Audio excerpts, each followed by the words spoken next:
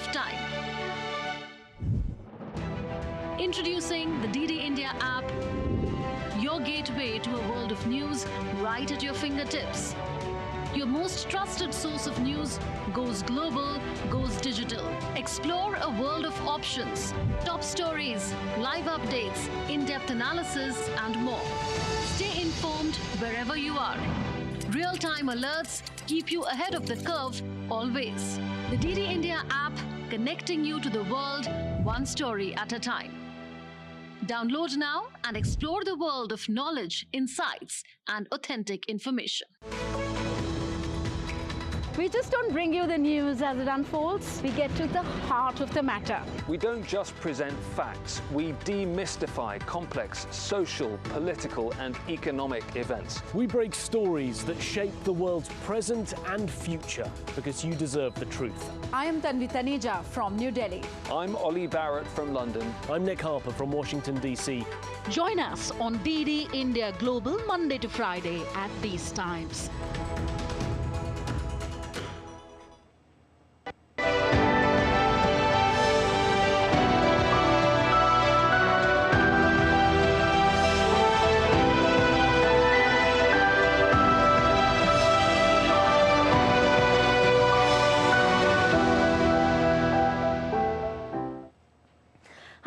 Welcome to this special broadcast on DD India. COP28 World Unites for Climate Action. Today is a big day at COP28 as world leaders take part in the two-day World Climate Action Summit that has gotten underway. The summit is an important moment for heads of states and governments to signal their commitment to transform key climate-related decisions into concrete actions and credible plans and continue raising ambition to tackle climate change. We will do an in-depth analysis of the developments as they take place at COP28 in Dubai. I'm Munmun Bhattacharya. Prime Minister Narendra Modi held bilateral talks with United Nations Secretary General Antonio Guterres in Dubai on the sidelines of COP28. PM Modi lauded United Nations support for India's G20 presidency.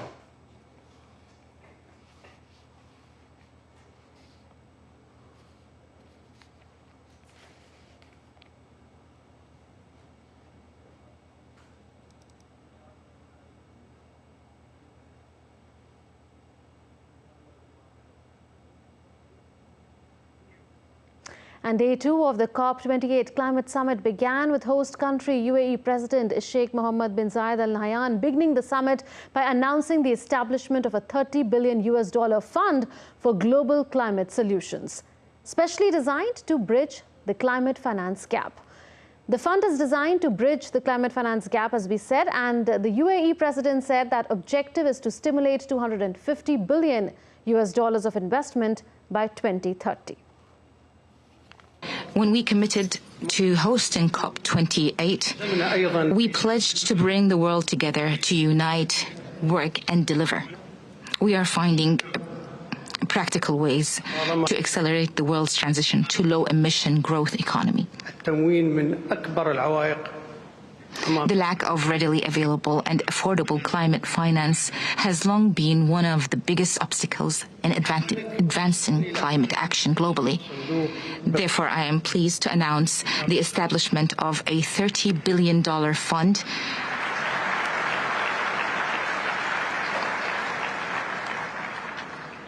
Once again, I am pleased to announce the establishment of a $30 billion fund for global climate solutions. UN Secretary General Antonio Guterres in his speech said that burning of fossil fuels must be stopped outright and a reduction or abatement in their use would not be enough to stop global warming. He urged governments to regulate and legislate the price of carbon and adopt windfall tax on profits. We cannot save a burning planet via fire holes of fossil fuels. We must accelerate a just, equitable transition to renewables. The science is clear. The 1.5-degree limit is only possible if we ultimately stop burning all fossil fuels. Not reduce, not abate, phase out, with a clear time frame aligned with 1.5 degrees. Indian Prime Minister Narendra Modi arrived at the venue for the World Climate Action Summit in Dubai, UAE. Prime Minister Modi was warmly received by the COP28 host and UAE President and ruler of Abu Dhabi, Sheikh Mohammed bin Zayed Al Nahyan, and the United Nations Secretary General Antonio Guterres. This forum will witness important deliberations to strengthen the efforts to overcome climate change and further sustainable development. Prime Minister Narendra Modi is set to deliver a keynote address at the opening session of the World Climate Action Summit later today. Prime Minister Narendra Modi shared a photograph with UAE's President and United Nations Secretary General Antonio Guterres in his social media platform X, and the PM said, and I quote, "Glad to join the COP28 Summit, a pivotal platform for global climate action. Looking forward to engaging in meaningful dialogues and collaborations for a sustainable future. I thank my brother, His Highness Mohammed bin Zayed Al Nahyan, and UN Secretary General Antonio Guterres for the warm welcome," unquote.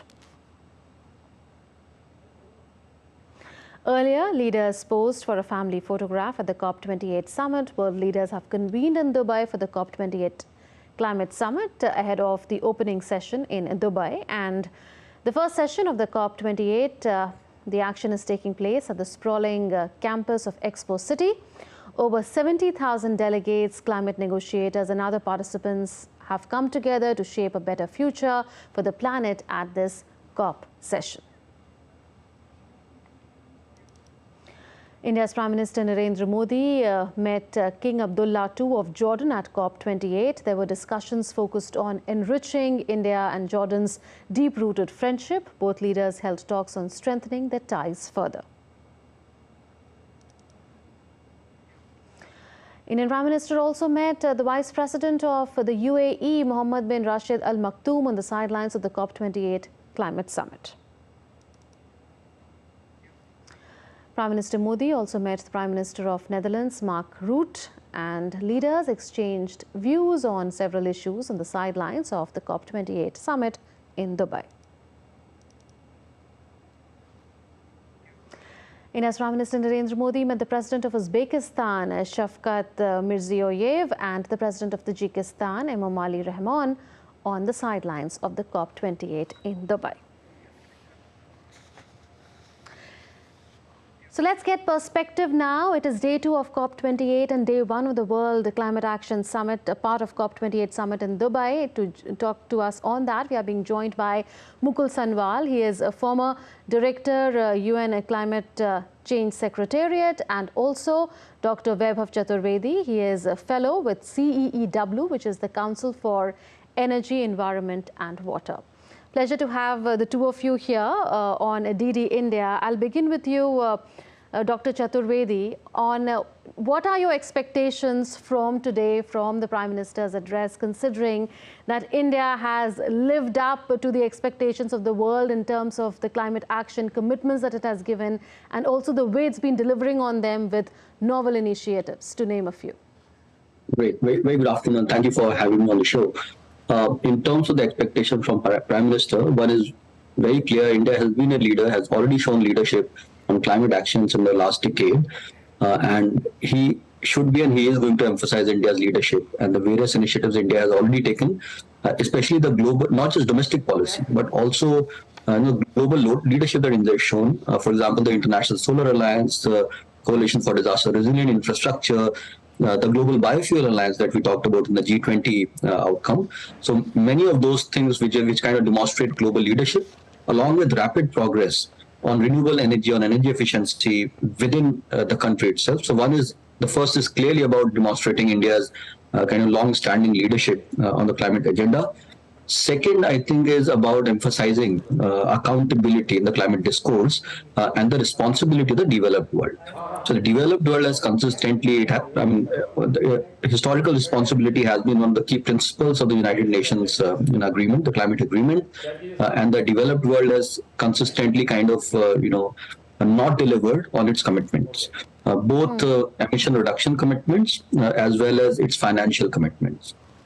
So this is a very important moment in which the Prime Minister, I'm sure, will talk about equity, common but differentiated responsibility, as well as accountability of the developed world. And along with this, there's some many other elements. One is clearly financing, that the developing world needs financial support, not in terms of high cost loans. We are talking about low cost finance, and that finance is extremely critical, because now the climate debate is not really about directional change. Directional change has already happened. The climate debate now is about speeding up and scaling up. So speed and scale are the two keywords now. For that, finance is absolutely important. It's the Achilles heel of our progress in terms of achieving the 1.5 degrees goal. Yes. So that is probably very, very important thing, along with some other things like life that India has always championed.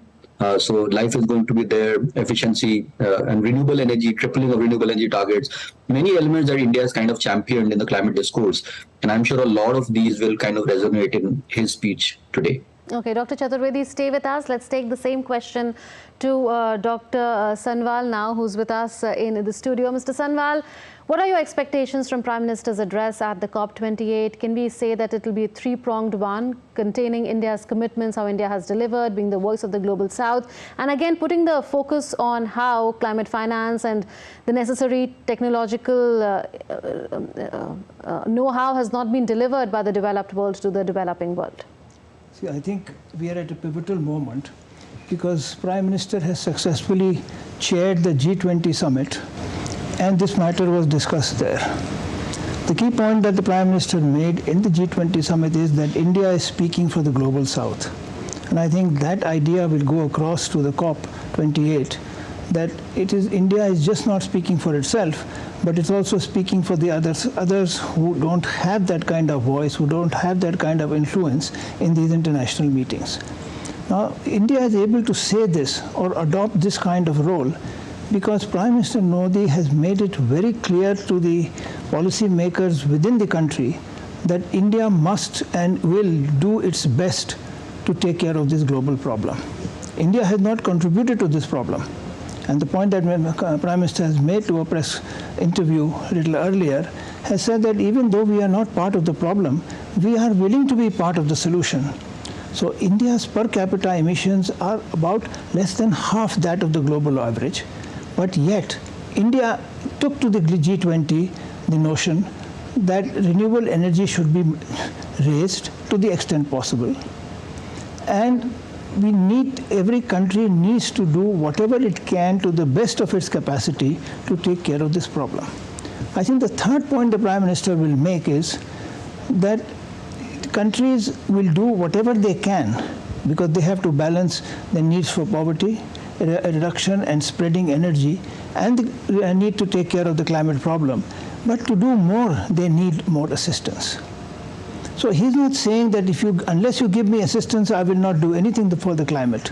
The point he's making is, and that I think has been accepted across the world, that look, here is a country which has not contributed at all to this problem, which is not likely to cause harm or contribute to this problem even in the future, the way our lifestyle is, but is prepared to come out and is coming out with constructive suggestions. Now, one constructive suggestion is that let's look at the lifestyles of an issue. See, the real problem with climate change is that we are still debating what is the cause of climate change and not just the solutions. So what he is saying is, in effect, is that when the rural population moves to cities and people start using energy in cities, in buildings, in transport, in infrastructure construction, it is this cumulative impact that has led to climate change, to the worsening of climate change, and we must change our lifestyle. He has made this point very forcefully, and it resonates with a lot of people because Africa has not at all contributed to the problem. Now, you can't expect the Africans to have the same kind of policies as the Europeans or the United States. So he's making that point forcefully. And he's able to make that point because he is doing whatever he can within the country. The last point I want to make is that his call for climate justice in the United Nations has now become an important matter of climate change research and academic work. Just last month, the Massachusetts Institute of Technology had a workshop on this. How do we bring in climate justice and social issues into the teaching curricula? Now, that is the kind of impact his call for climate justice has had, and it is a visible manifestation of the kind of impact he has had on the policies of other countries, that look, you cannot expect people who have not contributed to the problem to bear the entire cost of the solution, but they will do whatever they can, and we must support them to do the rest. It is this reframing or rephrasing that I think is very, very significant. Okay. So can we expect a clear roadmap then on issues on which the developed countries need to deliver on? Dr. Chaturvedi, the departure statement of the Prime Minister refers to how he said that we hope to have credible progress on the new collective quantified goal on climate finance. Is that a key expectation? Can we know the way forward for climate finance going forward? Well, as I said, that's an absolutely important expectation from this COP. So this COP also is known as a GST COP. GST is essentially global stocktake. Yes. And every year, of course, we understand the progress that is happening on various issues, but GST is an official part of the process. It was inserted in the Paris Agreement so that the world, every 5 years, it takes a stock of the issues, various issues on mitigation, adaptation, and means of implementation, which includes finance, and then ratchet up ambition. So that is the whole official part of the GST process. So essentially, which means that officially the United Nations and all the negotiators are going to look at the collective progress made by the world on various issues on which mitigation is one, and then finance is another big issue.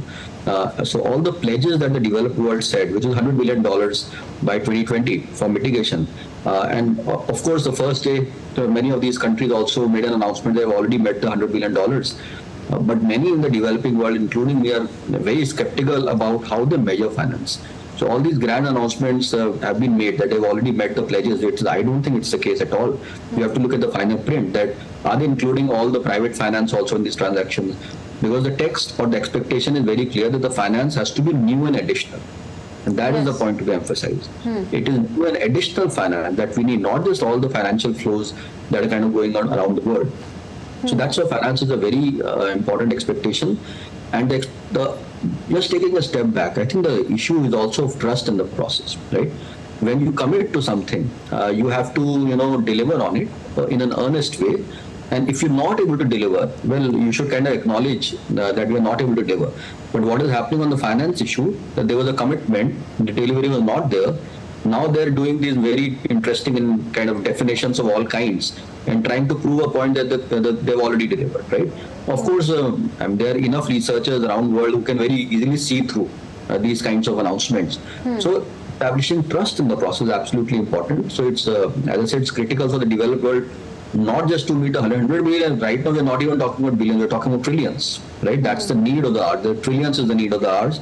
In fact, the G20 declaration says around $5.8 trillion is needed as a support to the developing world to achieve the NDCs, which is pre-2030 number, right? So 5.8 trillion.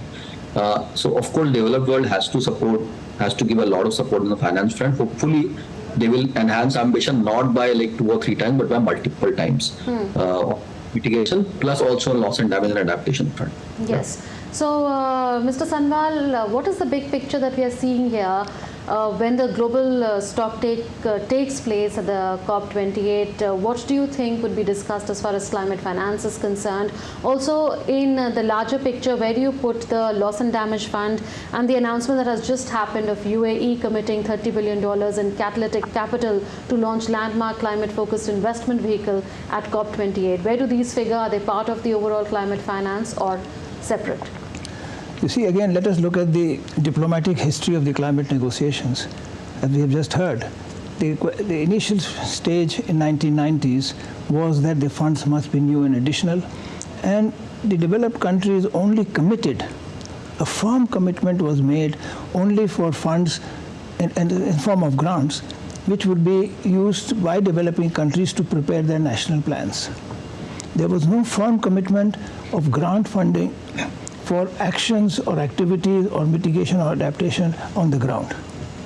Now, gradually that has evolved forward, and when we look at the G20 meeting that the Prime Minister has just chaired, one can see that in the finance track, a new development has taken place. basically what has happened is that under Prime Minister Modi's leadership, we have got, if this entire issue of finance has evolved to bring in the multilateral funding agencies like the World Bank, the IMF and the Asian Development Bank, African Development Bank, as well as the private sector. Now it is clear that the scale of funds that are required, even for renewable energy, to meet to make a substantial difference to global emissions, you will need a huge amount of funds. Now, no government can provide it, no bank can provide, multilateral bank can provide it, private sector, everybody has to get together and link up technology with it, but basically not make technology a condition, because we have seen that India is becoming self-sufficient in solar energy, a lot of people are preparing it, and the cost has come down. So I think the world is expecting, the global south is expecting him to bring those ideas across to Dubai. The idea that emerged under the Prime Minister's leadership in the G20, that we have to look at it in a broader perspective, and we have to make it practical and real. That is the point that the President from Abu Dhabi has also made that point, that it is not just pledges, they have to be acted upon. So I think there will be a lot of movement in this direction, that the scale will be met by all these sources of funds, and it will be more realistic because of time frames that are being set by the global stocktake. Now the global stocktake essentially is going to set certain timetables. There will be targets and there will be timetables. A target has already emerged from the G20 for renewable energy. India has said that afforestation is also a target for us, and energy efficiency is a target. Now, energy efficiency has been considered as some kind of a fuel, because if you become more energy efficient, you don't use fossil fuels. So it has the same impact as reducing the consumption of fossil fuels if you are becoming more and more energy efficient. So this entire package, I think, is going to come forward in the stocktake, and it will be brought together, I expect, by the Prime Minister bringing up the issue of lifestyle again, because all these factors are linked to lifestyles. If you want to cut down the waste of energy without affecting your lifestyle, that is what he's saying that we should do. It helps the climate directly. If you adopt more of public transport, metros or public transport, it affects the climate directly. Similarly, if you go, India's example is that which has been often quoted, that we have switched light bulbs from incandescent to LED now without any government subsidy. It's because it made economic sense, people adopted it. Prime Minister is putting it differently, more positively, in saying make lifestyle changes. You can do a lot. Each individual can do a lot. And I expect him to raise this issue of life, LIFE, which is a lifestyle for the environment. And I think he's going to bring up climate justice also, in a way of saying, hey, don't pressurize us too much. We will do whatever we can, but you must do more because you have created the problem. So I think the global stocktake, if one looks at it in a more holistic term, is going to push the envelope forward. It's going to take this entire issue more in a positive direction. And I expect that with the G20, the resolution behind him, which means the major 20 countries of the world, including the African Union also, which have supported that, I think Prime Minister will be able to give a push forward. And I'm sure his statements, his key points will be echoed by a number of other countries. Okay, Dr. Chaturvedi, do you expect the announcements that were made during India's G20 presidency and the commitments that have been made there, the announcement of a Green Hydrogen Innovation Center to be steered by ISA, the International Solar Alliance, or the Global Biofuels Alliance that has been launched, or the LIFE initiative, as was referred to by Mr. Sanwal, to be there, while maybe in the negotiations, India could be making the point that a developing country like India, with a significant amount of people still trying to make ends meet, because it is still an emerging economy, would not be able to phase out coal at this point in time. And coal is a very important part of India's energy mix with regard to its development needs. Do you think that that point could be made in the negotiations? Yeah, I think all of these points should be made. So it's not either or. Negotiations happen on kind of multiple parallel tracks. Now, and as you said, finance, accountability, justice, climate justice, all of these are points that are going to be highlighted. Now coming to the issue of coal, of course, that has always been a kind of big sticking point. And it is bizarre because you see, the climate debate is actually not about coal. The climate debate is about all fossils. And India's stand has been that we should be calling out all fossils, and we should say, either phase down or phase out of unabated fossil fuel use. So it has to be fossil fuel aligned language. It makes sense. That's what also IPCC and science says. But of course, coal has been singled out in the text, which is very weird because it should be all fossils. And that is the point essentially India keeps on making, right? And now coming to India's own policy about coal, or India's own announcement related to coal at this kind of COP platform. Well, I think, as you rightly said, it's a developing economy. Energy demands and electricity demands are growing very fast, right? Now, in a scenario where it's a high growth economy, in a high growth economy, it's kind of you're not just talking about replacement, you're also talking about additions.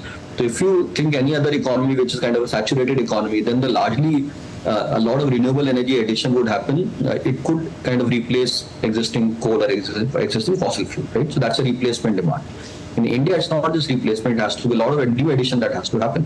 So the scale of addition is such that it is very hard from the grid management perspective that you could just rely on a fast expanding grid through renewable energy, and you could phase out coal very fast. Practically, it's a very challenging thing for us to do on ground. And beyond the grid management perspective, which is essentially about electricity reliability and reliability of grid, it's also about affordability of energy. Affordability is a very, very important concern.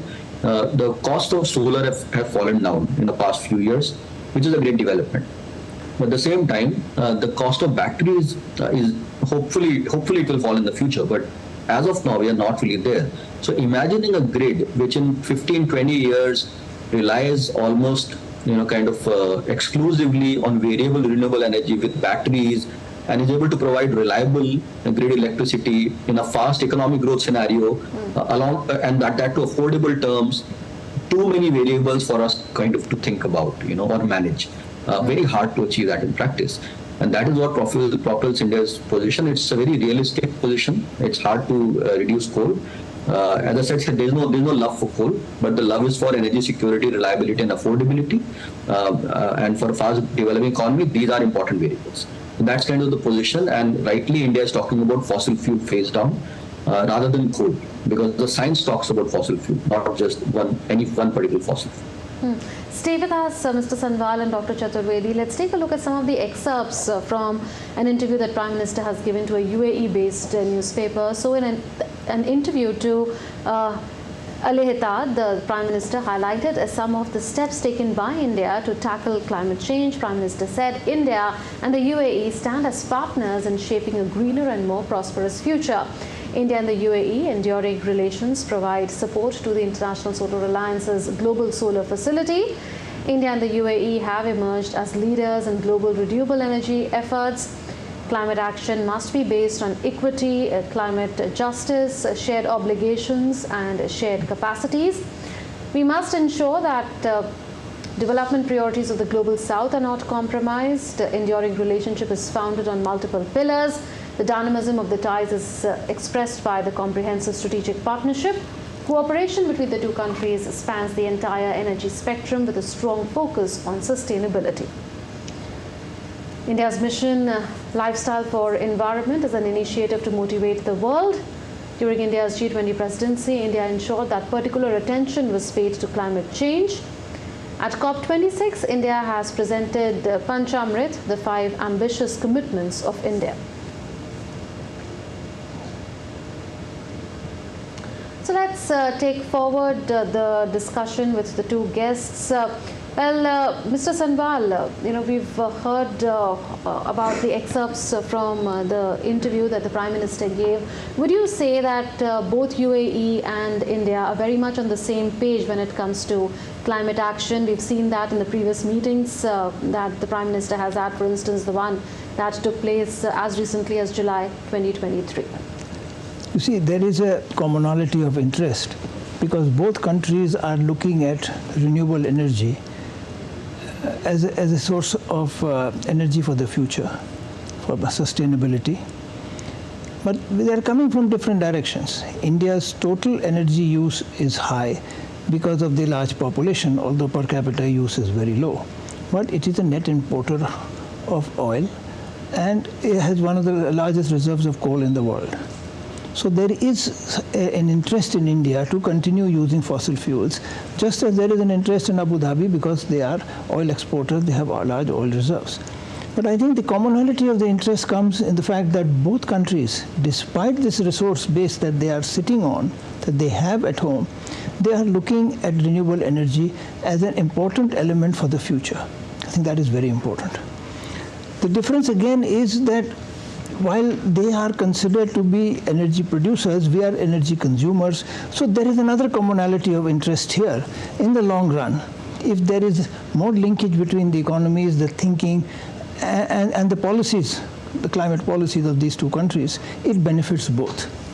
Because they will use this linkage to meet the supply-demand needs or gaps or demands, but also use part of the money that they are generating either from the sale of oil in the case of Abu Dhabi, or instead of putting it in coal-based electricity, into renewable energy. And if that goes forward, I think it is important that joint production, technology transfer, exchange can take place.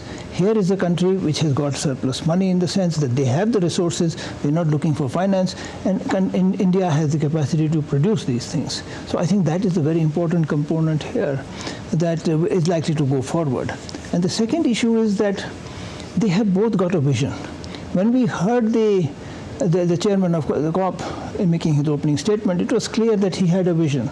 He said, look, we have to deal with finance right in the beginning, not at the end. So far in every single conference, all 27 conferences of the parties of the Climate Change Secretariat, finance has been the last item to be negotiated. It was used as a tool to get some other concession. For the first time, and I repeat, for the first time in 27 years, the finance has been settled at the start of the negotiation. He's saying, look, here it is, and he has made a contribution. So this is the kind of signal that he has given with a vision. Similarly, Prime Minister comes there with a vision. He says there is something called climate justice, there is something called life, and there is something called people making a commitment to the best of their capacity.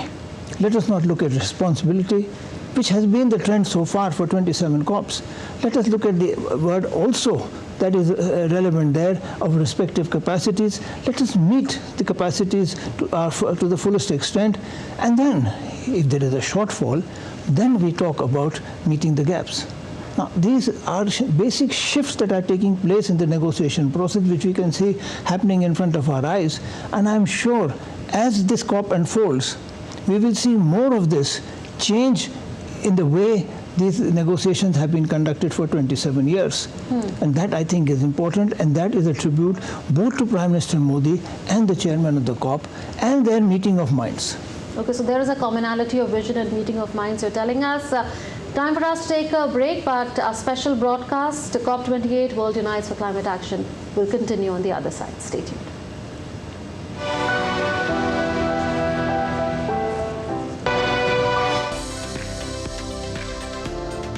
COP28 begins in Dubai.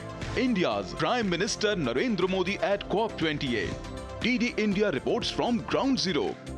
Watch live and exclusive details, news views and analysis only on DD India.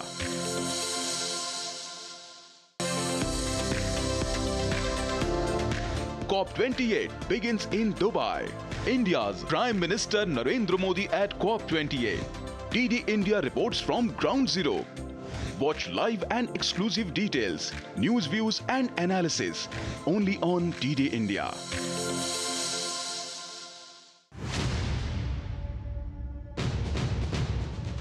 एक लंबे रक्तपात भरे युग का अंत धारा 370 के समाप्त होने से पहले। For decades and decades, downtown area of Srinagar has always been symbolic of unrest, turbulence, turmoil, disturbances, and everything that has to do with the disruption. पहले तो महीने में 20 दिन होता था हड़ताल, अब नहीं होती।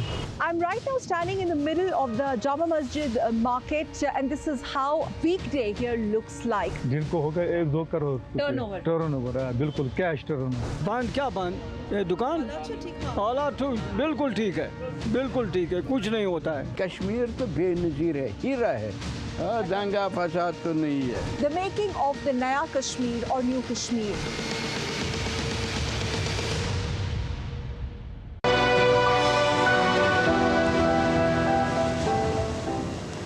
Welcome back. You're watching a special broadcast, COP28 World Unites for Climate Action. We are analyzing the developments as they take place on day 2 of the COP28 Summit in Dubai. It is also the day 1 of the World Climate Action Summit, part of COP28. In Dubai, delegates at COP28 received a sweet surprise upon entering the hall, complimentary chocolates with a crucial message. The wrappers has a message for them. It encourages them to collaborate in achieving the 1.5 degrees target, and the proceed from purchasing these chocolates in Europe will contribute to planting more trees worldwide. DD India correspondent Tapas Bhattacharya has more details. In COP28, people are making a statement through chocolate. Yes, they are giving chocolate, but they are also making a statement through these things that are written here. I will get to you more information. Sir, it's written store at max 1.5. What is that? So 1.5 degrees is the goal of the Paris Climate Accord, and we really want to keep the 1.5 degrees maximum of weather change. And it's also written 1.2 degrees and 420 ppm. And what's the significance of that? Yes, so we are already at 1.2 degrees, so there's not much left to 1.5. So we have to act like really fast and cut down emissions. So I want to know, you guys are giving chocolates here for free. What's the message that you guys are giving? Why giving these chocolates to the delegates here? Yes, there were at one time like 6 trillion trees. Now there are 3 trillion trees. So we have to restore forests around the world because they suck CO2 from the atmosphere. It's not the solution, but it will give us more time to reduce emissions and then fight climate change together. And there is also a statement that is there. What is that statement, you guys? What is the whole thing here inside this wrapper? Yes, so this is the statement we have to delegates. It basically says that we need to restore the forests around the world and that we have to act really fast to fight the climate crisis. So you see, these are the manner in which chocolates is bringing a major change in COP28. The delegates are getting these chocolates for free, but this is how they are making a statement in the world: plant more trees and stop cutting trees. And that's the only way you can restore carbon emission in the environment. With camera person Jashika, this is Tapas Bhattacharya for DD India from Dubai. India and Brazil, nations that have collaborated in the past, align on common goals in renewable energy, biodiversity preservation and climate adaptation. They share platforms such as IPSA, G4 and BRICS. India recently passed the G20 presidency to Brazil. Both countries, diverse in biodiversity, face climate challenges affecting their indigenous populations. India and Brazil have forged a very close relationship over a long time. There are many common forums like BRICS, IPSA, G4, and India recently handed over the G20 presidency to Brazil. So we have now with us Amanda, who is here attending COP. Amanda, what's Brazil's presence here in COP and how do you see this COP activating for Brazil? First of all, thank you for inviting me to speak a little bit about this. This is a very special year for Brazil because this is our first COP having Lula as our president again, because over the past 4 years our former president was a big climate denialist. So Brazil is once again attempting to achieve this role as a world leader in climate action. Speaking about indigenous people, even though they constitute only 5% of the global population, the biodiversity of the world, 80% of them are protected by the indigenous people. Now we here at COP, we have an indigenous people day. So what's your opinion on that? What's your thoughts on that? This is actually one of the things that I've been covering the most. I've been been accompanying indigenous people in their climate action since the beginning of the year in different situations. And I absolutely agree that it's so important that indigenous people are here, that they have their own international pavilion. At the same time, I think it remains to be seen whether or not they will actually be heard on what they are speaking and what they have to say, because as I said, they are the environmental defenders. So it's very important that they are here, but it's also important that they are actually heard and taken into consideration in the decisions. Another important thing is to bring back to, like the communities on the ground, what is happening, what is being decided here, so that it's not completely disconnected, like what is decided and discussed in COP negotiations and the reality on the ground. So I think this is one of the big challenges, really making sure that the promises made by the COP president that this would be a COP that would listen to indigenous people, that it actually happens in the end of the event. India and Brazil share many things, challenges, indigenous people's concerns, and in a common platform. Let's hope that this COP takes both the countries way ahead in addressing the climate challenges that we are facing. Thank you. So the UN Climate Conference happens once a year to review progress in addressing climate change, discuss and negotiate additional measures agreed upon by the parties to the COP or COP, and decide on global climate action. Prime Minister Narendra Modi previously had so far attended COP21 in Paris in 2015 and COP26 in Glasgow in the UK in 2021. COP21 in Paris in November 2015, where the historic Paris Agreement was concluded and also the International Solar Alliance was launched. COP26 in Glasgow, Prime Minister Narendra Modi there announced Panchamrit, outlining the 5 key elements of India's action aimed at environmental conservation and climate protection. Converting these announcements into action, India submitted its enhanced nationally determined contributions or NDCs before the COP27. India also submitted a long-term development strategy to pursue the net zero emissions goal by 2070. India is on track to achieve the NDCs. And India has taken a leadership role in shaping the global agenda on climate and environment in the 2 Voice of Global South summits this year. India's approach to climate action is deeply rooted in India's civilizational ethos. India has been at the forefront in taking global initiatives against climate change, like International Solar Alliance, which has now grown to be a truly international framework, the Coalition for Disaster Resilient Infrastructure, the Infrastructure for Resilient Island States, and Mission Life, besides, of course, the launch of the Global Biofuels Alliance on the sidelines of the G20 Summit under India's presidency. India aims to preserve an effective, cooperative and equitable geo-global architecture. The Indian Pavilion at COP28 offers a unique opportunity to showcase India's positive actions on climate change digitally as well as through exhibits. It also showcases how India is undertaking its commitment to a sustainable future. Tapas Bhattacharya reports from Dubai.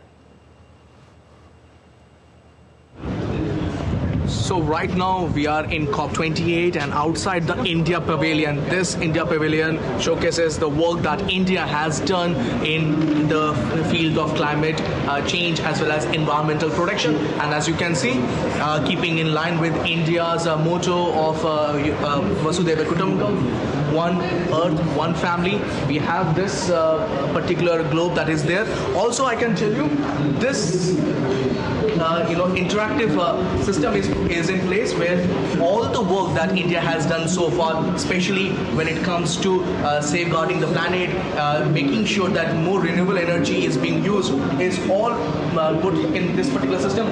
And for agriculture, if I touch this screen, the information will come through. What about blue economy?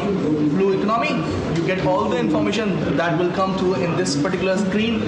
Then what about India's India Cooling Action Plan? So India Cooling Action Plan is also something that if you want to know, you want to get an idea, you can find all the information here. So all the important aspect of India's G20 presidency, which leads to environmental protection and climate action and making sure that we keep up the 1.5 degrees Celsius of national national determined targets that have already been done is all put in this particular place, and you can see this is done in a very aesthetic manner. The whole wall has been built showcasing India's virtue of how to safeguard the planet, and Prime Minister Narendra Modi will be coming in COP28, and he will be participating in the Leadership Summit, and as I mentioned that it will be a major point for the governments to work together, and as it's mentioned, one earth, one family, one future. That is how the COP28 will work together, making sure that every stakeholder come forward to safeguard the planet, making it a greener and a cleaner one. With camera person Jack Shankar, this is Taposh Bhattacharya for TD India from Dubai. And we will continue our discussion on the expectations from COP28 Summit. This is a 2-week affair, and today is just day 2 and day 1 of the World Climate Action Summit, part of COP28. Dr. Chaturvedi continues to join us online, and Mr. Sanwal is here in the studio. Mr. Sanwal, I'll come to you on the very concept of climate justice, which has been championed by India. Prime Minister mentioned it in his departure statement before he left for Dubai. And it is expected that this is going to be a continuing theme going forward in COP28 and even later. This was very much there as part of India's G20 presidency. How do you look at that formulation of climate justice? Does that try to change the narrative around from what the West has been trying by pointing fingers at some of the big developing countries? You see, the whole thing of climate change started off in 1972 in the Stockholm Conference, when the Massachusetts Institute of Technology was asked to prepare a scientific paper. That scientific paper raised the issue of global warming and treated it as a science issue of natural science, and they looked at the atmosphere as to what will happen to the atmosphere. It will lead to increase in temperature. It did not look at the causes of the problem. They looked at the symptoms of the problem. The cause of the problem was being looked at by the Europeans, and they were having conferences to deal with energy. It was at that time that the United States, as the major emitter, as the major country in the world using something like 24% of emissions, and Europe, which had the highest historical emissions, got together and formulated the Intergovernmental Panel on Climate Change with the World Meteorological Organization, again treating it as an issue of natural science. That is the origin of the idea of a problem, the identification of a problem.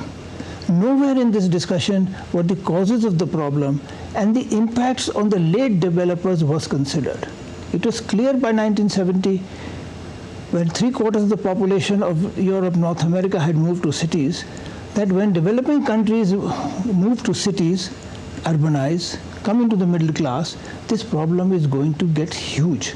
It's going to increase manifold, because the West had hardly 20% of the global population. So then the idea was that the United Nations should get into this, and climate change was treated as a common concern. That means, even though I have not created the problem, I'm prepared to be part of the solution. That was in 1992 when the climate treaty was negotiated. Since then, the idea of the United States and European Union, Japan, has been to shift the burden onto developing countries, that they should do a little more than we have to do. Now, the idea behind that is very simple. They have a problem. The problem is not of increasing emissions or what they have done in the past when they did not know about the problem. The problem is that this is the direct result of middle-class lifestyles. 30% of emissions in the United States come from vehicles. In India, 10%. We don't have those number of vehicles. The number of vehicles per head of population is something like 2+. Each family has more than 2 vehicles on an average. In India, we don't even, less than 30% have a vehicle, and most of the people are going into second-hand vehicles or two-wheelers. So the second issue that came was, when the population urbanized, that more electricity was used in cities than in industry. The idea that the Industrial Revolution has caused this problem was again a misnomer, because most of the emissions 3/4 of the GDP, 3/4 of emissions come from cities in developed countries. And it's going to happen in us also. China is moving in that direction. We are also moving in this direction. We may have a huge rural population, but that population does not use modern forms of energy. A large number of them are not even connected to the city grid. They use fossil fuel in the sense of firewood for cooking. So their per capita emissions are negligible because they are, their lifestyle, their economy is based on agriculture.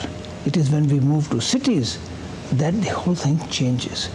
The big global shift is in urbanization. Now the Prime Minister has picked this point up. Researchers were talking about it. Discussions were taking place, but he has crystallized it by saying two things.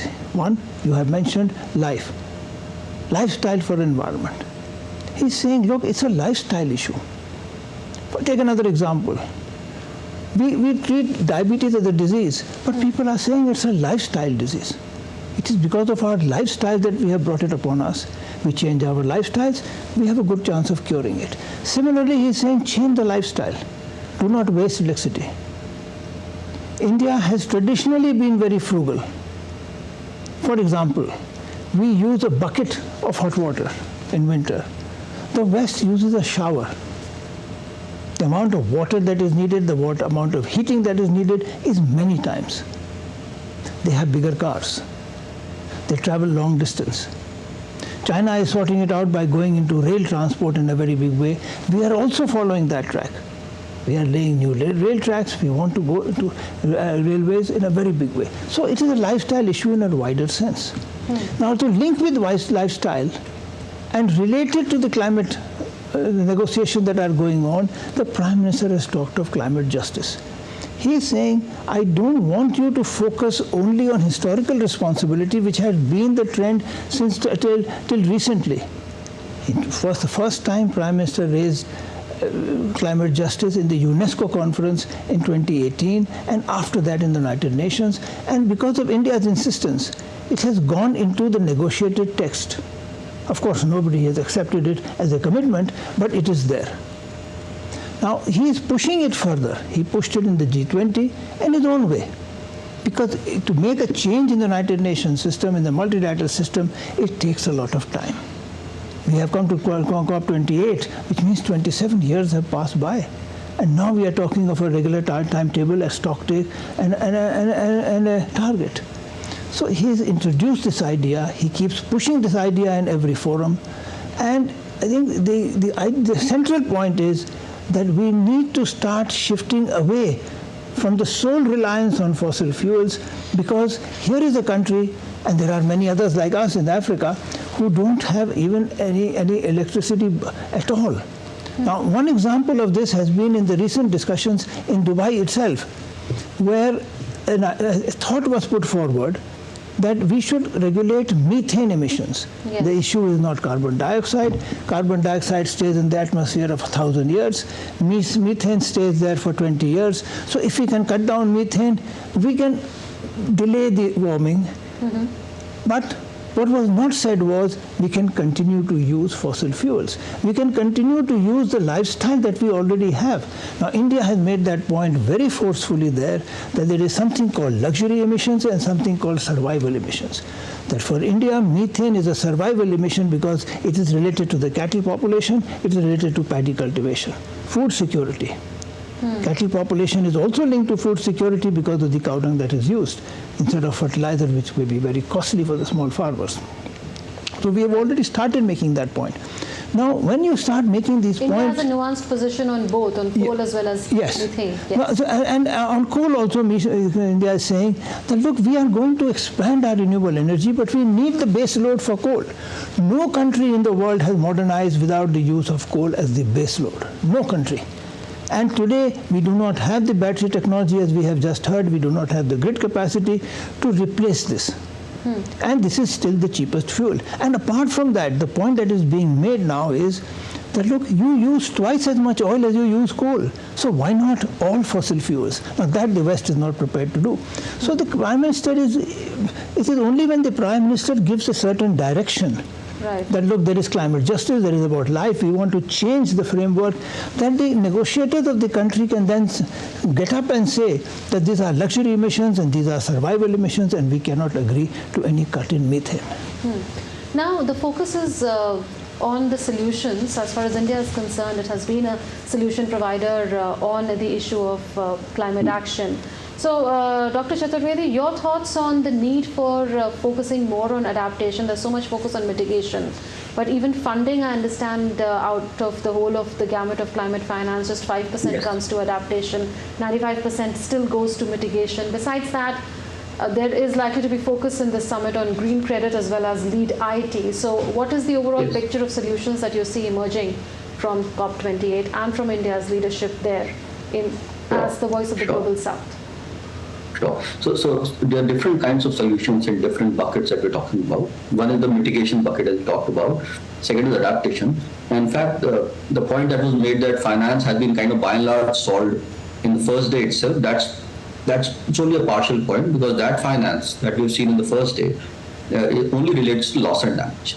There's still no mention of mitigation finance. There's no mention of adaptation finance, right? So the two big buckets, there's nothing on that. Even in the loss and damage, what the financial commitments that we have seen are voluntary commitments, right? It is not an institutional kind of mechanism that will ensure that the finance for loss and damage is sustained. Also, it has to be replenished periodically, right? So even the whatever, it's a great start, I would say.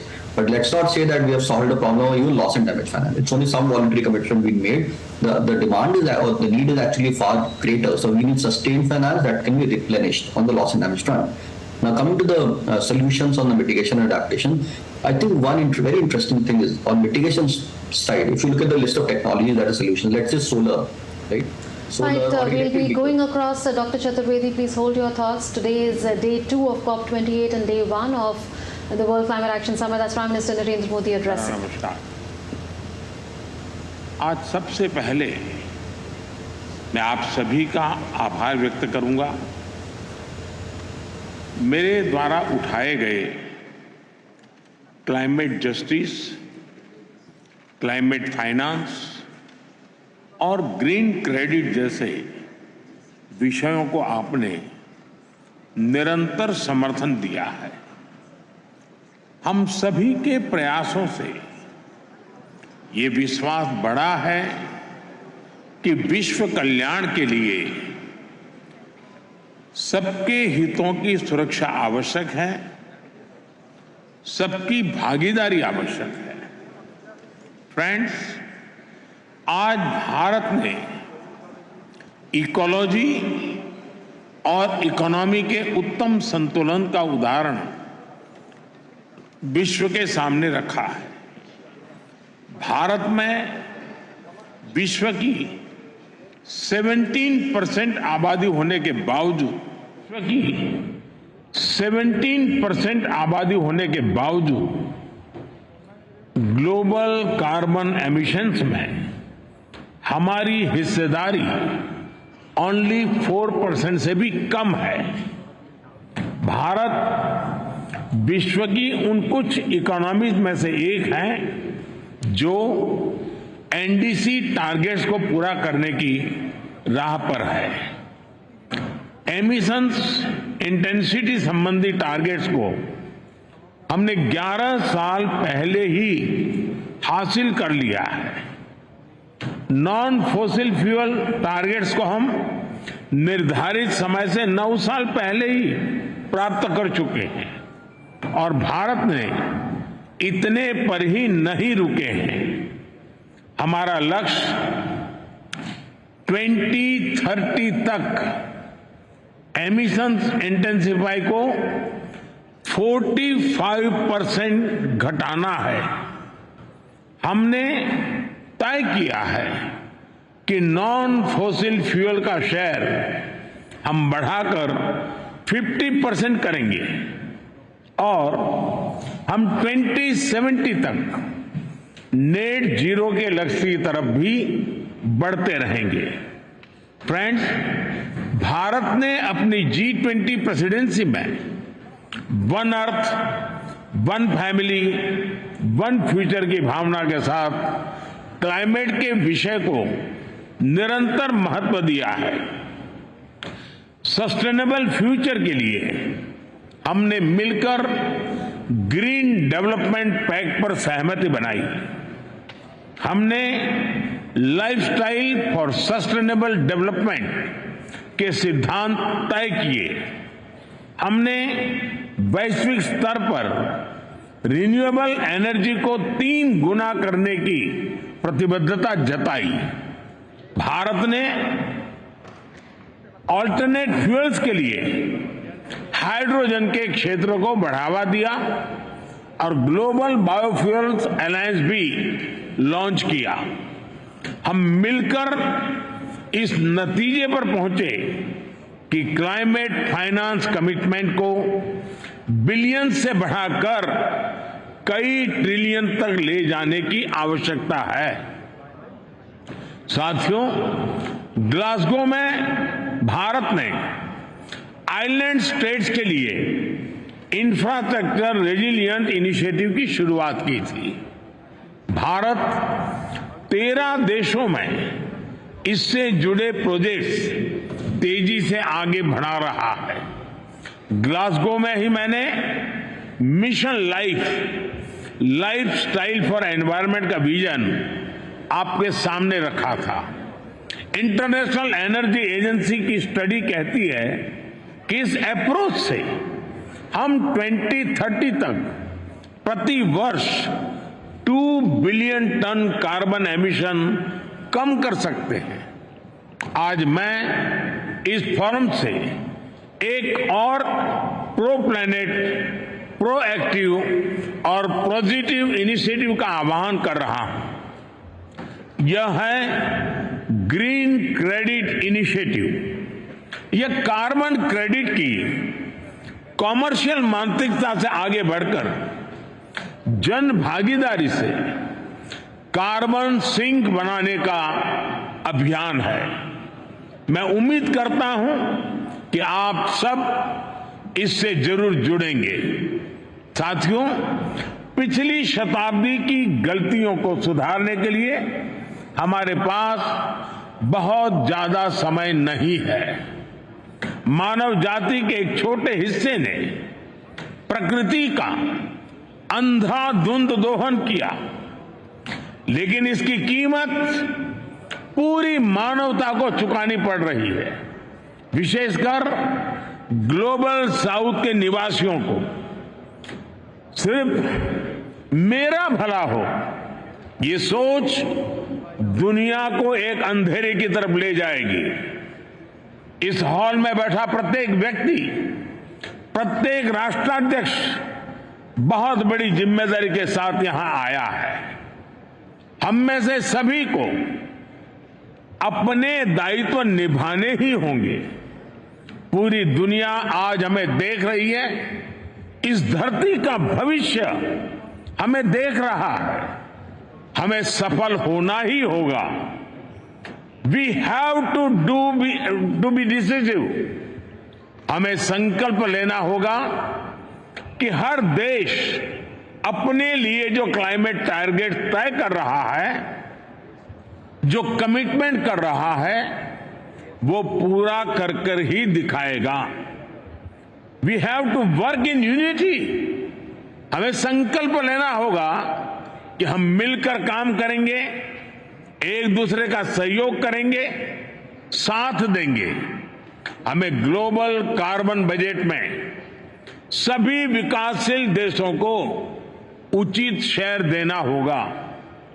We have to be more balance. हमें यह संकल्प लेना होगा कि adoption, mitigation, climate finance, technology, loss and damage, इन सब पर संतुलन बनाते हुए आगे बढ़ें। We have to be ambitious. हमें संकल्प लेना होगा कि एनर्जी ट्रांजिशन जस्ट हो, इंक्लूसिव हो, इक्विटेबल हो। We have to be innovative. हमें यह संकल्प लेना होगा कि इनोवेटिव टेक्नोलॉजी का लगातार विकास करें।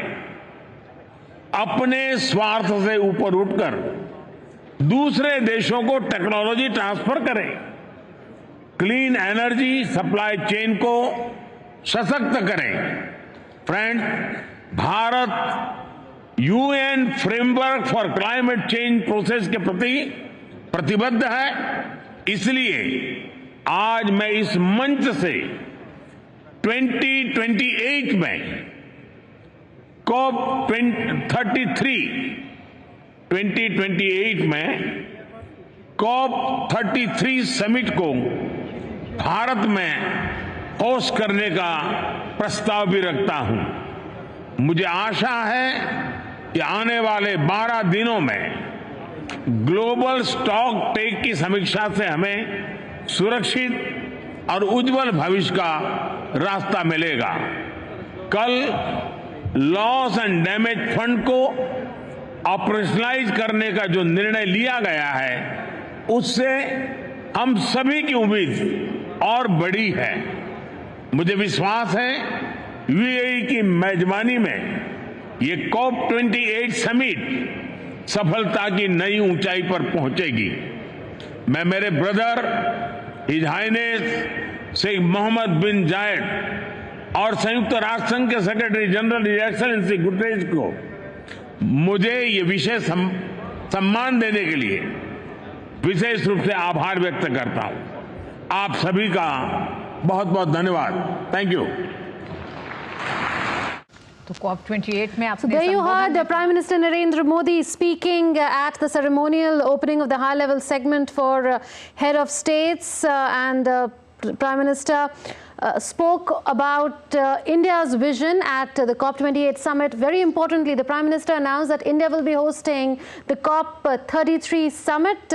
Remember, this year the COP28 Summit is going on, so in another 5 years, India will be hosting the COP33 Summit. And the Prime Minister announced the Green Credit Initiative. He said, I'm taking this opportunity to launch the Green Credit Initiative, which he said basically focuses on moving away from the commercial approach of carbon credit towards a participatory approach of carbon sink. The Prime Minister also appealed to the developed world, saying that we must deliver on our commitments.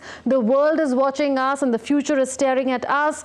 The Prime Minister called for a balanced approach between adaptation, mitigation, climate finance, technology and loss and damage, and said that the decision to operationalize the loss and damage fund that was announced yesterday by the COP28 presidency is a shot in the arm in the efforts towards climate action. So let's get perspective now on Prime Minister's statements. Mr. Sanwal, the first word perhaps the Prime Minister used was climate justice. And would you say that the entire speech today is well within the contours of climate justice? See, it is not only within the contours of climate justice, as you have said.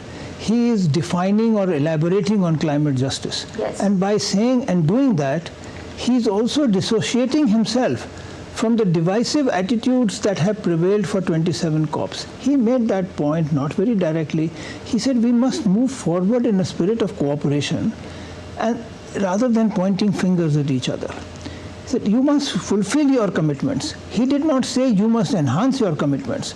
He said whatever commitment you have made in this forum, please take action to fulfill it. He's not saying that you should do more or less. He is coming out as a cooperative figure, as a figure that is integrating this fragmented process in a very, very positive manner. Look at how he started. He says that, look, I have only contributed 4%. United States has contributed 24%, China 16%, European Union something in the same region. And they have contributed nearly 2/3 of the problem, and India is only 4%. And yet he says, I am doing this. He talked about finance, not again in terms of commitments, that look, you made a commitment, you are not following your commitment, and you are a villain, and I am the victim. What he said was that, look, I am doing so much. I am going to double my target of renewable energy. I am prepared to do more, but where is the money? I need the money to do this. Right. He's not again saying, you give me the money. He's saying, I'm going to do this, but I need funds. There have to be funds, have to be available for me to do this in a very positive manner. And as you pointed out, he said, look, we have to take all these areas of implementation. Yes. That is mitigation, adaptation, Mr. finance, Sandal, technology. Will you just take this forward? I have to thank Dr. Chaturvedi, but before that, I will ask him a question. We were discussing about India's solution-centric approach, and here we are looking at India hosting the COP33 going forward. Besides that, India announcing the Green Credit Initiative. How significant do you think is this, and what sort of a epochal and path-breaking vision does the Green Credit Initiative entail? Yes. So I think first of all, the COP33 announcement, that India will host it and is proposed to host it. I think it's one of the biggest announcements. That means India is very willing to play the ambition game. And why it is also very important, because the global stocktake is a 5-year process. So today is this COP is the first global stocktake. Stocktake. The second one will be in 2028. So India is going to basically host the COP in the second global stocktake process, where the collective there's scrutiny for many of these things that India is. So it's a very smart move to place not just an any COP, but the second global stocktake COP is what India is going to host, or at least it is proposed to host. The great, great initiative and announcement on green credit scheme. It's very interesting because incentives are very, very important. And carbon market is a very successful incentive platform. But what he clearly said, that going beyond this whole, focusing only on the carbon, we have to think about a lot more. So trees are not just about carbon, trees are about biodiversity. Trees have got so many different benefits. So he talked about green credit scheme, especially for carbon sink enhancement. Right? So I think a very important incentive instrument that is being announced by the government of India at this platform. Already we have the green credit kind of announced within the domestic policy. Now he has taken it further, a step further, and he's kind of announced it as an international platform. And he's also invited many other countries to start thinking about the green credit kind of scheme. And for all we know, like a carbon market trading, the global carbon market trading we see, we might be seeing green credits being traded around the world. And that is going to be fantastic, because it's not just carbon market is great, but this is kind of a step further, because it talks about something beyond carbon markets and much more about like biodiversity conservation and something like that. Finally, I also want to emphasize on climate finance. He said we are not talking about billions, we need to talk about trillions now. Right? It's a very important comment being made very clearly, because the developed world is still trying to put billions here and there on the table. He has made a very emphatic statement that it's about trillions. And then, of course, the carbon budget, he talked about many things, fair share and the global carbon budget. So the whole justice, he talked broken it down, fair share of the global carbon budget, and then just inclusive and equitable energy transition. So clearly, this has been an important thing for India, and he has emphasized at this level. This is only his third visit to a COP. So it is an important, it's not that he visits all the COPs, right? So it's a third visit, so it's an important COP, GST COP, and very important announcement that India hopefully will host the COP33rd COP 5 years from now, which will be the second official GST, process. So we look forward. Very interesting announcement. Thank you, Dr. Vaibhav Chaturvedi, for joining us. It was a pleasure to speak to you. And joining us now is Dr. Arunabha Ghosh. She is the CEO of the Council for Energy, Environment and Water. So she'll be joining us in just a bit. But to continue with you, Mr. Sanwal, the past, present and future in the context of climate justice and the various new initiatives that have been announced, especially the one on green credit initiative. How significant is that? How will this work according to you practically, the green credit initiative? He has indicated a direction. He has indicated a direction of India's policy, the way India looks at this process, and he has essentially told the COP, all the assembled people, that this is the direction you should think about, because I'm speaking for the global south. He didn't say so in so many words or emphatically, but these are the issues of the global south, not for one country or the other, but the entire lot of developing countries have this kind of idea, this kind of concern, and they have not been able to voice their interest. His speech was short, which means that people heard it, imbibed it, every sentence had meaning. Now this will be picked up by the negotiators and elaborated further. So, but when we look at the package as a whole, you can see how the elements link together. I contribute only 4%, but I have a 17% population, so I must get my fair share. Right. Your population is much less, you are taking more. He has not said so, but the implication is clear. Right. He doesn't need to say so. It is the Prime Minister who's talking, giving a direction and an opening statement. He doesn't want to ramble around. He wants to make the point very directly. So he said, look, I want my fair share. So he has covered all the points of the Global South while not using the terminology that has been used for 27 years and including in the climate treaty, which was divisive. As soon as he says that you have not paid the money, somebody will come back and say, but I have not, and you have not done this. He has risen above that. And I think he and the president of COP, who made a similar statement in his opening remarks, that we must start a new direction. We must look at the whole process differently. I think he has contributed very solidly for this. This will be appreciated. Then we come to the specifics. He has indicated some new ideas. Just as you pointed out, that there is something called clean credit. Nobody has been talking about credit so far. People have been talking about new and additional financial resources. Give me grant, give me concessional funding. Why have you not given me what you have pledged? He's saying, let's look at it a little differently. Because climate is not the only problem we are facing. There is also a global biodiversity crisis that is taking place, and the two are linked by forests. The forest issue links these two global concerns. So let's try to find a way that we can deal with nature as a whole and not just with the industrial economy or cities where we are living, but nature on which we are dependent. So he's saying, why not have some kind of a credit scheme for this?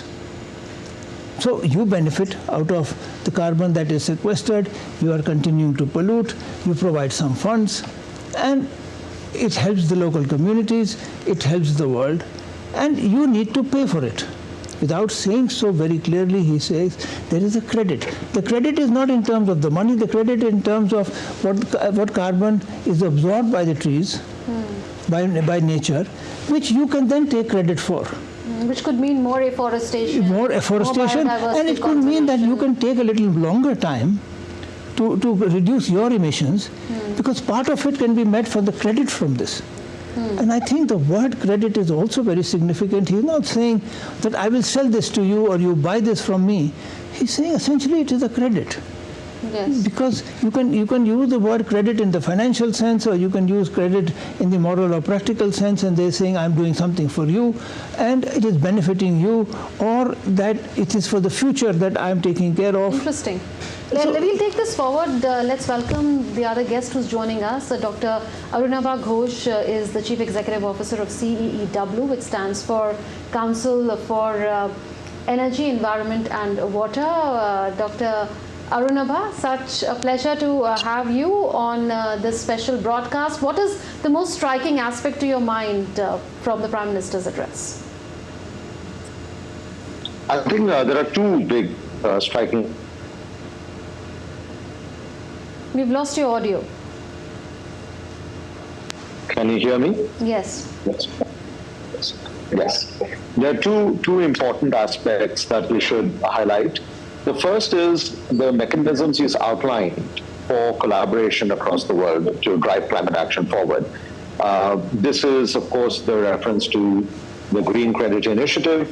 This will probably build on what India itself has announced just last month, the Green Credit Scheme, which is focused for afforestation and for water conservation over and above the Indian carbon market that is being developed.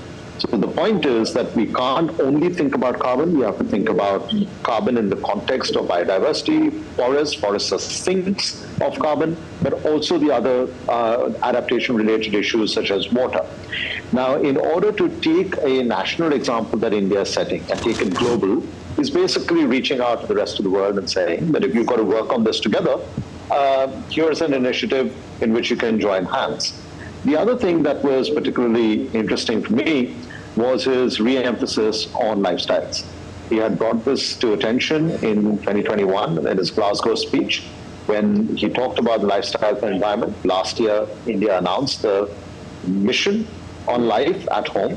And this year, under our G20 presidency, the high-level principles on lifestyles for sustainable development were agreed by all G20 countries. So again, it's something that India is walking the talk, and there is now an eco-mark scheme that India is initiating at home. But drawing attention to lifestyles is important because, as I myself said in our press conference this morning, The research from CW shows that even the richest 10% individuals in developing countries like India, Brazil, and others have a lower carbon footprint than the average person in developed countries. So unless we start thinking about lifestyles and sustainable production and sustainable consumption as a central pillar of climate action, we will keep having supply-side push of more renewables or more electric vehicles, etc., without reducing at scale and at pace the emissions and the resource requirements that are needed. The final thing that was, of course, very exciting was his offer to host the COP33 Summit in 2028. I think that, again, like we did with our G20 presidency, gives India an opportunity to shape the agenda for the world and make sure that the voice of the global south and equity and climate justice are put front and center, but not just in a rhetorical way, but in very concrete terms in an action-oriented agenda. Also, Dr. Ghosh, I'll take another question with you on how he emphasized on the need for a balanced approach towards adaptation, mitigation, climate finance, technology, loss and damage. It's absolutely critical because as this year's global stocktake will identify, the planet is certainly off track, as are the individual trajectories of many of the countries, especially the richer ones. Again, CW's report from last week shows that the developed countries, as per their nationally determined contributions for 2030, have promised to reduce emissions by 36%, against what the IPCC says should be 43%. But in reality, our calculations show that on current trajectory, this decade, they will reduce emissions by only 11%. This is a huge implementation gap, which swallows up another 3.7 gigatons of carbon dioxide equivalent of carbon space. This is why Prime Minister Modi's reference to carbon space being available and available in a just and fair way to all countries was a very important statement that he put out right at the outset in today's plenary. Now, while that carbon space is being swallowed up and the temperatures continue to rise, there is a huge challenge of the adaptation and loss and damage issue, which is why a global goal on adaptation is of central concern to developing countries, as well as capitalizing the loss and damage fund, which was formally announced yesterday. If you look at some of the contributions coming into the loss and damage fund, honestly, they are very, very small. Some of the contributions, $17 million from the United States, there are homes in California that cost more than $17 million. So I think we have to get serious about protecting the vulnerable for facing the consequences of someone else's actions, even as we work together, as the Prime Minister said, on dealing with the crisis in future together. Stay with us, Dr. Ghosh. Let's get ground perspective now from our correspondent Tapas Bhattacharya, who's covering the COP28 Summit in Dubai. Tapas, big news, India will be hosting the COP33 in 2028. What is the response that you are getting to that and to yet another initiative that India has announced of a green credit initiative? Absolutely. In fact, green credit is something that Indian government has been talking about. In fact, they have notified in October, if I'm not wrong, in the green budget regarding an outlay, financial outlay of almost 3,700 crores. I've checked exact figure, but that's something that the government, the Ministry of Environment, Forest and Climate Change has notified, and they want to work on that. And this has been Prime Minister Narendra Modi's vision of taking the development in a sustainable manner. Because remember, we are talking about climate justice and talking about climate change. And if you want to, develop a country, the onus is on the head to give a leadership, and Prime Minister Narendra Modi has provided that leadership, a much needed leadership in the last decade or so, and something that has been envisioned in his mission for lifestyle, as he also mentioned that in COP26 I was lucky that he was there, and he mentioned that mission life will be a major point, and from then onward all the ministries, everybody worked on in tandem with that, and now they want to take this green credit to international level and want to collaborate with all the stakeholders. It is something that has been in the pipeline for a while, and something that the world now is looking up to. The carbon trade is something that we all talk about, but there is still a lot of gaps in its how a carbon credit can be given. Who are the agencies which will provide those carbon credit? But this particular green credit initiative is expected to be a major game changer, especially for a country like India, especially for businessmen and other stakeholders who want to go ahead and develop the country, but at the same time are careful enough to walk a tightrope between development one hand and sustainability on the other hand. So it's a great initiative, and what a way to tell the world that come to India, we are going to host the COP30 here, and 2028 that's going to be a day when a year when they will be looking forward to come to India, because again, I have to understand that India is playing a role of leadership position, especially for the global south. So that's something again has to be taken into consideration. So thumbs up on the first day, first show for Prime Minister Modi, and huge round of applause for the way he has championed the cause of the global south. Again, I had the privilege to talk to the Serbian president, and he said that Prime Minister Modi is not just a great leader, but he's a great leader, and the countries, not just the south, developing countries, but the developed countries are also looking forward to him to give him to provide leadership to them. Absolutely. We'll leave it at that. Tapas, 2 more events to go for the Prime Minister to address and attend. One is, of course, a session on green credit. Perhaps we'll know more about the green credit initiative that the Prime Minister has launched, and another on Lead IT event. But we'll leave it at that, Tapas. Pleasure to talk to you from Dubai. And just the last word I'll give to you, Mr. Sanwal, on this is just day 2 of the COP28, day 1 of the World Climate Action Summit. Another several days to go. Overall, it's a fortnight affair. What are your expectations from COP28's outcome document? As I said earlier, this is the United Nations process that has been going on for 27 years. This is the 28th COP. Yes. You cannot change a huge tanker on a very sharp turn. It takes a long curve, and it takes time to change. What the Prime Minister has done is building on the G20 that we need a change in direction. Each sentence you can see has not used the phrases of the past. It is a change in direction is needed.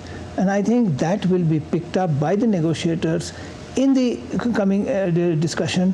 We have already heard them say that there's a distinction between luxury emissions and survival emissions, and they are going to carry this forward. The carbon budget space, the per capita, and the issue of balance.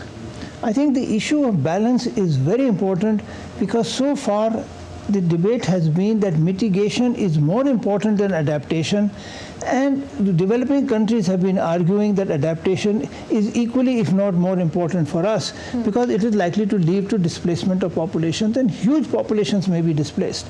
Now, Prime Minister has not gone into that debate. Yes. He has started a new discussion and saying, let us have a balance. I think it is these directions, it is these indications that are going to have the most important impact on the COP as it progresses, and one will see. We have just heard the comment from Dubai that developed countries, so Slovenia, has also said that, look, we are looking for him to give leadership, because here is a country, a large population, who is prepared to do more than they would have done otherwise. And let us listen to them carefully, because maybe what they have to say is something sensible. Maybe that is what we were looking for, to bridge this gap between different viewpoints, and let us come around to an idea. So on that note, we will call it a day as far as this broadcast is concerned, but the focus on COP28 and Prime Minister's upcoming events, his addresses at COP28 in Dubai will continue. We'll thank Mr. Sanwal for joining us and sharing a very, very enlightening perspective with us, and also Dr. Ghosh for speaking to us on this extremely important day when Prime Minister has yet again given policy direction in a sense and given the world some guidance on how to go ahead in tackling the challenge of climate change. So that's it there in this special broadcast. COP28, World Unites for Climate Action. News and updates will continue on DD India. Stay tuned.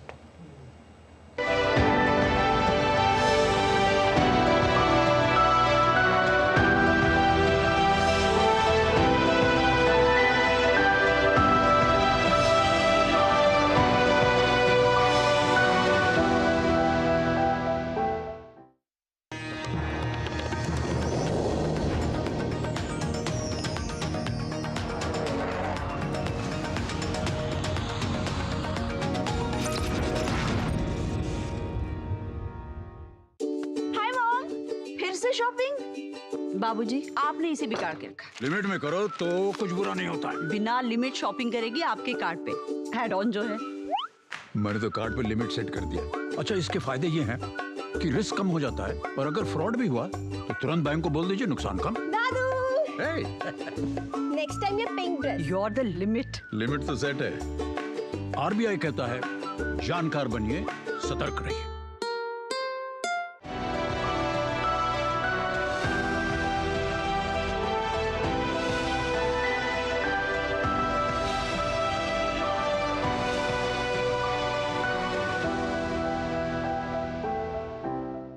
Hello and welcome. I am Ramesh Ramachandran and you're watching a special broadcast here on DD India. And with me is a very special guest, the Minister of Foreign Affairs and Tourism of Seychelles, Mr. Silvestre Radigon. Now, my guest needs no introduction, but just for the benefit of viewers tuning in from around the world, Minister Radigon is a man of many parts. He's been a career diplomat. He's worked in the corporate sector, and he is a politician to boot. Mr. Minister, welcome to DD India. Thank you very much. If I may, Mr. Minister, also introduce Seychelles to our viewers. Now, Seychelles is an archipelago consisting of 115 islands in the western Indian Ocean. It became an independent country in 1976. It has a land area of about 450 square kilometers, which makes it smaller than the Indian city of Mumbai. But it has an EEZ of 1.2 million square kilometers, and by virtue of its strategic location, it wields a disproportionate influence in the Indian Ocean region, and it's home to a large Indian diaspora as well. Mr. Minister, it's your maiden visit to India. How is your visit coming along? Oh, very well. This is a visit, an invitation, a long-standing invitation from my colleague, the External Affairs Minister. And, as you know, I hold two portfolios, tourism and foreign affairs. Small country, a lot of issues, a lot of traveling that I have to do. And, but I insisted that I had to undertake this visit before the end of the year. So the visit has been excellent, and it was a pleasure to come back to Delhi at least. You may know that I was, at one point, High Commissioner to India, non-resident, based in Kuala Lumpur. And it's always been a pleasure, and it has been a pleasure to be back here. Mr. Minister, what did you discuss with India's Foreign Minister, Minister Jaishankar? How those talks go, and what was the outcome of your discussions? Any agreements that were signed? We signed two agreements. One to do with sports, cooperation in sports, and the other one was high-impact projects that India has been supporting us on. Our discussions, the Foreign Minister, the External Affairs Minister, and myself, has been to sort of do a review of the status of our cooperation, see where we are, look at how we can further progress the relationship between our two countries, which are already, I must say, excellent in my view. India has been present in Seychelles since independence and involved in many projects, many activities in the country, and it was good for us to review where we are and see what else we can do together. Mr. Minister, how would you define or characterize Seychelles-India relations in terms of political relations, trade, development, people-to-people ties, and also defense and security? I would say excellent in all of those areas that we've mentioned. In politics, if I can start with that. Sure. I mean, we're a consistent supporter of India on most issues in the international arena. I think India is one country where we're comfortable to support them in the various candidatures consistently. So there's no problem there. Right. And I've seen many of the international, topical issues. We almost see eye to eye on all these issues. So that's great. India has been a solid, dependable partner, always. I keep saying, India saved our economy after COVID, providing us with the vaccines and so on, because we needed to reopen the economy. It was there. But then there are other areas of cooperation. Maritime security is vital for us. It's in our national interest, and similarly for India. So this is one issue where our interests converge, and India really supports us on that. You mentioned the vast expanse of ocean. Indeed. A small country like Seychelles cannot do it alone. India is a strategic partner in there, but of course we have also other partners like the European Union that supports us. Indeed. Mr. Minister, is there scope for doing more? I mean, do Seychelles and India want to become more ambitious when it comes to bilateral relations? There's always scope to do more. We would like India to be involved. So any particular focus areas? And we've discussed certain areas. Maybe I won't be able at this point there to divulge. But I think in assisting Seychelles in its development efforts, India is very keen to continue to support us. I mentioned the small impact projects in the districts, where Seychelles sort of identifies areas, specific projects that touch directly the lives of the community. And India has been, is the only partner really that the assistance focuses on such, focuses on such assistance. So we will continue to do that. But then look at other projects as well, infrastructure being another one, while we continue to pursue, develop, our cooperation in other areas. Mr. Minister, India's Prime Minister, Mr. Narendra Modi, visited Seychelles in 2015. By the way, it was the first by an Indian Prime Minister in more than 3 decades. Some agreements were signed at the time. And India's Foreign Minister, Minister Jaishankar, visited Seychelles in 2020. Have Victoria and New Delhi been able to build on those visits? Have the two countries made substantial progress on their discussions? And are you satisfied with the current trajectory of the ties? You see, since Prime Minister Modi's visit, as you would know, there has been a change of government. Right. Now, in principle, there would be continuity in affairs of state. But I must say, maybe because of other priorities, we tended to forget, I won't say ignore, but I think we tended to forget our close friends. We thought, these are friends that are going to be around anyway. And maybe things were such that we had to look at the things that we needed to do. But it doesn't mean that relations had ever cooled down or whatever. So we continue to pursue whatever agreements that were signed, discussions that were had with the previous administration, gone on into this administration. We continue to push. And absolutely, I think we are on the right path. And are any visits planned in the high-level visits in the near future to or from Seychelles? We hope that the President of Seychelles will be able to undertake a visit next year to India. Tell us a bit more, if you will, Mr. Minister, about your visit to India. Are you visiting any other countries on your way in or out of the country? I forget which countries I'm visiting, now or out. I came here 24 hours after returning from a meeting in Samoa. From here, I'll be going briefly to Seychelles, and then making my way to Paris, and then on to COP in Dubai. Right. Mr. Minister, by virtue of its geography, India and the region can only ignore Seychelles at its own peril. Maritime security, security of sea lanes, freedom of navigation have all acquired a salience of their own of late.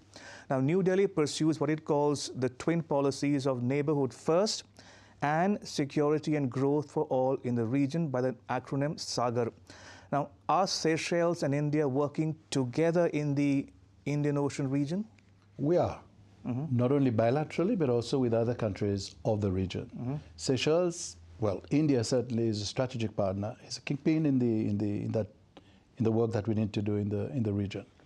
For obvious reasons, first of all, I mean, India is a bigger country than any of us combined. Island states in the Indian Ocean that are most concerned by the security of the issues in the Indian Ocean, be they illegal fishing, drug trafficking, which is a big challenge for us, arms trafficking. So India provides us with the support.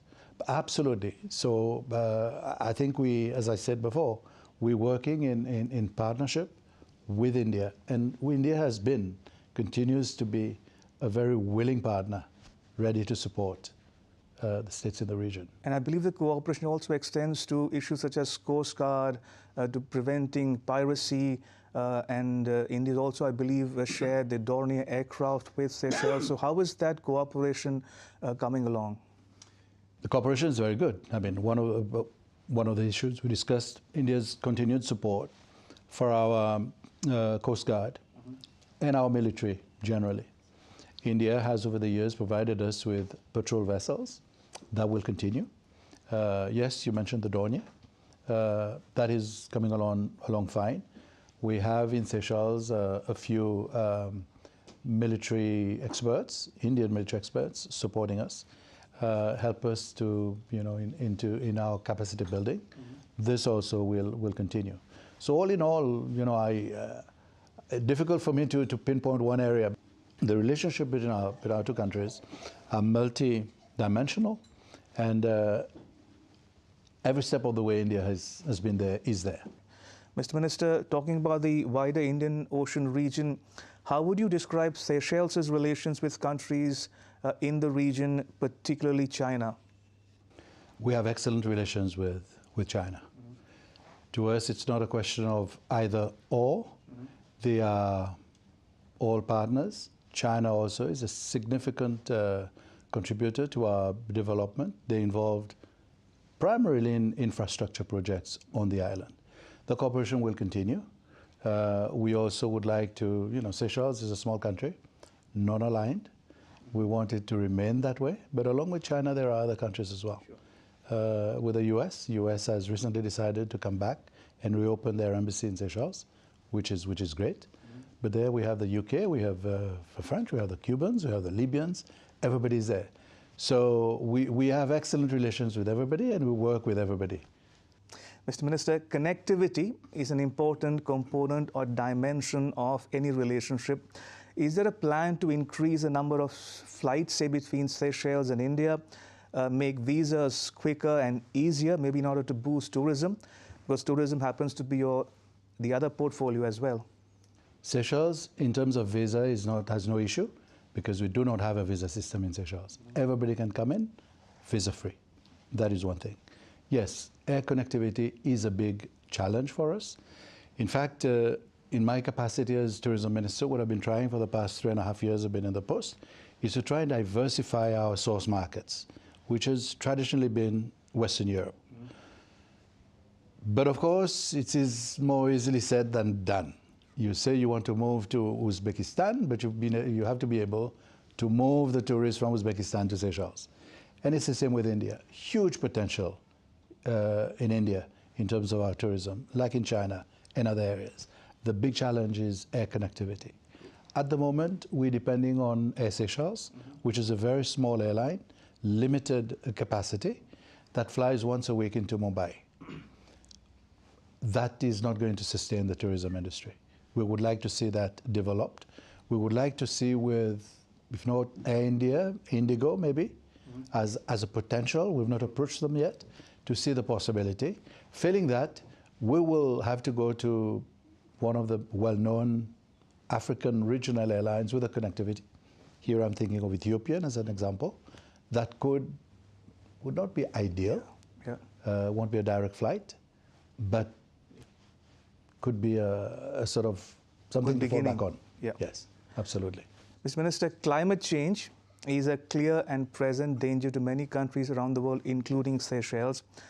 What would you want the world to do to reduce your anxieties on this count? And I ask you this because, as you know, I'm told that you'll be traveling to the UAE for the COP28 as well. Look, if I take the COP, I will maybe start with that. Sure. I am pessimistic about the outcome of COP28. Why? As I was the previous COPs. There are a lot of declarations, a lot of beautiful speeches, a lot of commitments made. But at the end of the day, what do you see? You see, when I look at the situation in the world today, you ask people, the international community, to understand the specificities of small island developing states.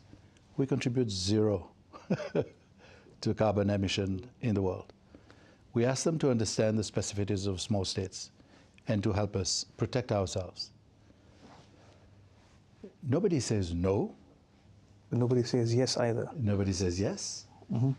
But you see, it's always a question of resources. There's no funding. We'll have to go. We'll have to discuss. We'll have to go and check. But at the same time, you see when a problem pops up, and I would very frankly say, look at the issue in Ukraine. Okay, there was the Russian invasion of Ukraine, and suddenly, look at the millions being poured into Ukraine. So the money that was not available to support small states protect themselves went there. It's gone there. And it won't be any different with the situation in the Middle East. You see? So what I fear is that COP28 is going to be another talk shop. Yeah, talk shop. And we're going to give ourselves a pat on the back, go away happy, and we'll go back next year and repeat the same thing. You take the loss and damage. Exactly. Fund. I was coming to that, yeah. Loss and damage fund. We thought it was great. But then we saw there were some conditions attached.